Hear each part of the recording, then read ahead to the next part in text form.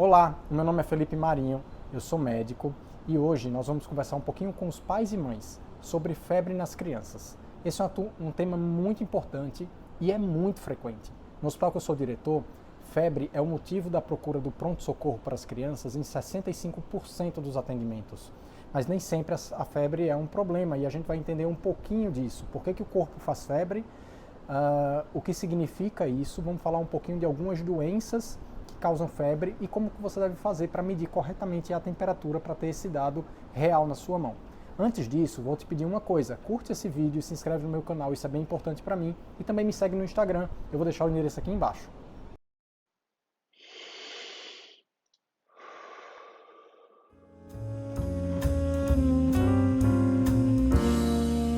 Bom, a febre é uma resposta normal do seu corpo, normal de todo mundo, frente a alguma inflamação ou infecção. Então, sempre que o nosso corpo estiver enfrentando algum problema que gera inflamação ou infecção, a febre pode aparecer como uma resposta normal. Isso acontece porque o centro que regula a nossa temperatura, que fica no cérebro, se chama hipotálamo. O centro termorregulador que fica no hipotálamo controla a nossa temperatura conforme a gente precisa. Vamos imaginar que a gente tem uma infecção no intestino ou mesmo na garganta. Essa infecção gera a liberação de uns mediadores que a gente chama de citocina. As citocinas, elas são importantes porque elas vão orquestrar a resposta de defesa do seu corpo. Uma parte dessa citocina vai pelo sangue e chega lá no hipotálamo. Lá no hipotálamo vai haver a produção de uma nova citocina que chama prostaglandina E2. Essa prostaglandina E2 vai fazer subir a temperatura do corpo para um novo set point. Agora, o seu corpo precisa sair dos 37 que ele está, supondo, para os 38 que foi regulado agora. E seu corpo vai fazer duas coisas para alcançar isso. Primeiro, ele vai aumentar a produção de calor, fazendo com que seus músculos trabalhem num tônus mais elevado ou que tenha mais atividade muscular, e reduzindo a perda de calor através da pele, fazendo com que o sangue seja desviado da pele para que o calor fabricado fique dentro do seu corpo. Vários benefícios vêm por conta do aumento da temperatura nessa hora.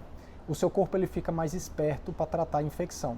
As células de defesa ficam mais ágeis, ficam mais rápidas, as bactérias e vírus têm dificuldade de se multiplicar e até o sangue consegue liberar mais oxigênio para esses tecidos que estão precisando. Então o aumento da temperatura, no fim das contas, traz muito efeito benéfico. Claro que nem todos os pacientes se beneficiam desses efeitos porque eles podem ter os efeitos maléficos da febre. A febre aumenta a demanda metabólica do corpo. Então, se eu preciso produzir mais calor, eu vou gastar mais energia. E pacientes que têm pouca reserva podem sofrer com isso. Então, os pacientes que têm problemas no coração e no pulmão, especialmente, não toleram aumentos da temperatura porque eles aumentam muito a sua demanda metabólica e eles não estão preparados para isso. Tem alguns sinais de alarme, tanto do paciente quanto da doença, que você precisa conhecer. Mas essas coisas eu vou deixar para comentar num próximo vídeo. Nesse, eu vou falar ainda um pouquinho sobre a resposta normal do corpo. Quando a gente estipula febre, a gente dá um limite. Eu chamo de febre a temperatura que passa de 37,8. Né? A gente convencionou isso.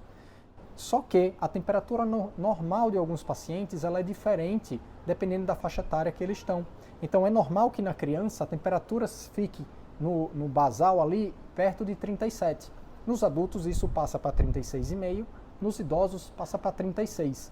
Isso traz uma diferença grande na resposta do corpo, porque a criança para fabricar e vencer o critério de febre, ela tem um espaço muito pequeno para bater esses 37,8.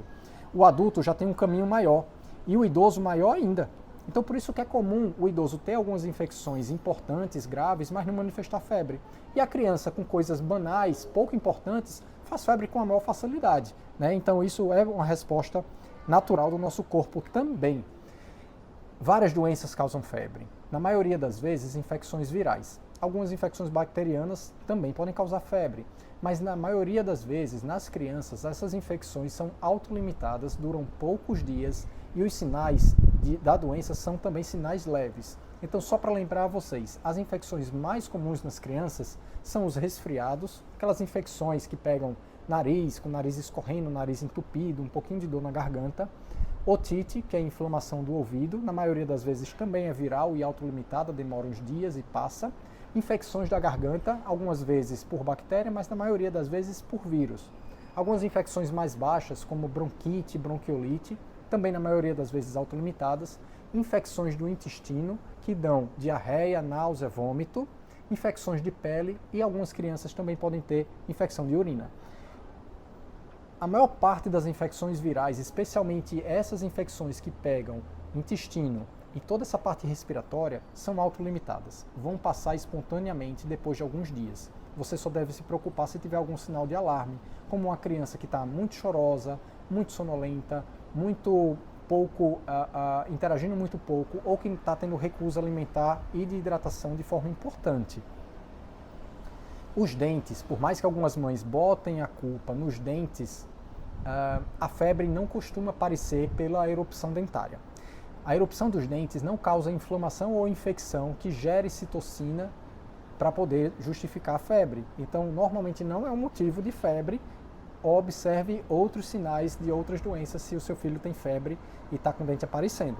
Algumas vacinas, pelo contrário, essas sim podem dar, tanto pela reação local, como porque algumas vacinas têm vírus atenuados que circulam no corpo e podem dar uma infecção mais branda e controlada, por isso que a febre pode aparecer.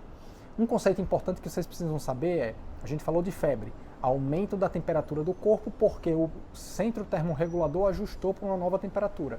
Existe um conceito que chama hipertermia, é quando eu aumento a temperatura do corpo, mas o meu hipotálamo não aumentou.